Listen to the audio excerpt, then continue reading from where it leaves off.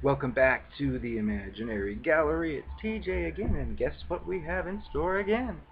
Another counter manipulation I thought of. I didn't realize I was so good at this until I thought about it later. So tonight's just a quick short one that was kind of funny. I figured it was worth mentioning because there was no other audience for it, and this audience certainly didn't appreciate it. In fact, I probably got punished for it. So the deal was, it's again, we don't recommend counter manipulation as a standard practice. However, in certain circumstances, like the one I'm about to describe, you find yourself kind of like trapped somewhere. It's not like you can just step up and leave and run away just like that because too many things are intertwined, which is the narcissist or cluster B toxic person's goal all along is to get your things intertwined so that it's harder for you to escape because they know the game. They know that people run away when they find out what's really going on. So this is all, of course, kept silent from you. So you find yourself, let's say, in a situation where you're basically trapped. Let's say you get a house together and both your names are on it, and if you just disappear, well, you'll be liable for half of it. So that's an example of being trapped, at least until you can plot your escape.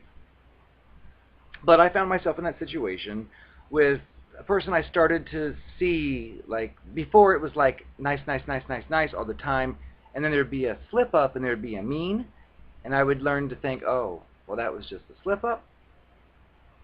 It'll pass, and then the niceness would come back. So I was, of course, being brainwashed backwards to think that the nice person was the real person, and the evil one that slipped out was the temporary, just trouble dealing with stress person that comes out.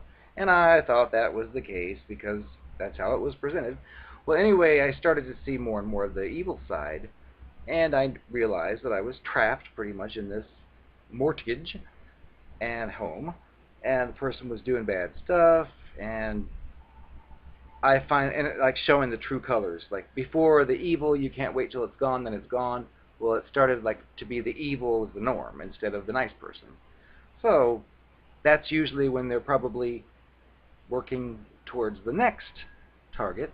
But regardless, there were arguments and fights about things that were ridiculous and retarded, where one person, the other one, would be screaming and yelling irrational, foolish things, and I would be like discussing it very pragmatically. I would be discussing the logical part of it.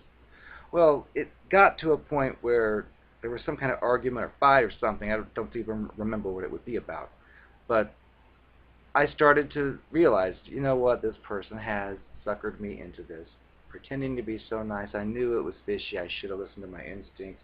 And so the realization of that made me automatically go into counter manipulation mode. Thanks again, Sasha Sloan, for bringing that word up. I know she didn't invent it, but she brought it to light, and it helped because I didn't know there was a name for such things. But anyway, I had gotten fed up with some of the crap and also knew I'm trapped here. Well, kind of like you're in a boxing ring and just sitting there resting and some person's coming up to you punching at you. Well, you can just sit there and say, oh, here, punch me here too. Or you can do something to counter the attack. So that's what I did. And this was before the days of all the fancy cell phone stuff we have today. So there was like a house phone. So what I did was, well, first off, the two of us used to live in an apartment building together, which was across the bridge, just a little ways over, in downtown. And so I found their phone number, and I picked up the phone, and I dialed it, and then I just hung it up real quick.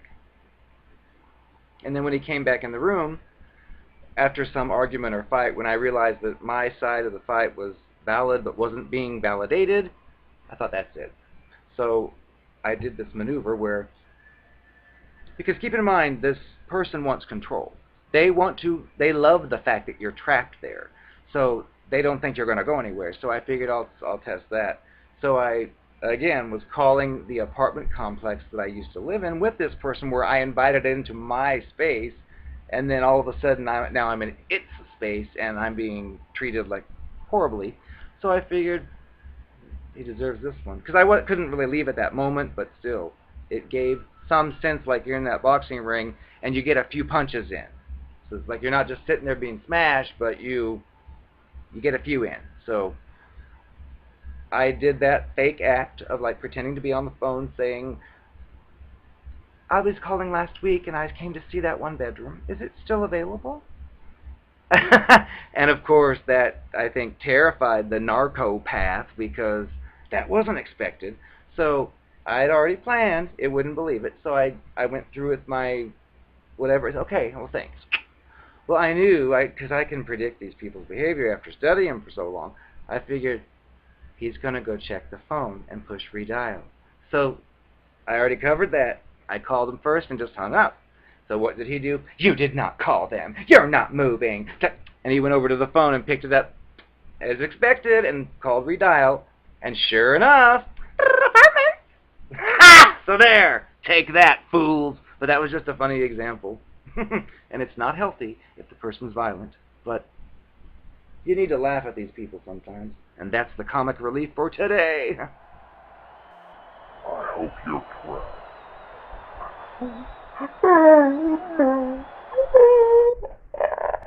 Oh, yeah. Oh, are you sure? I was just kidding.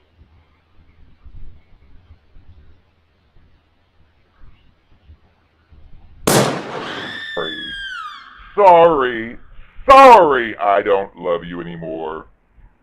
I was just trying to see what you would do. Leave me alone.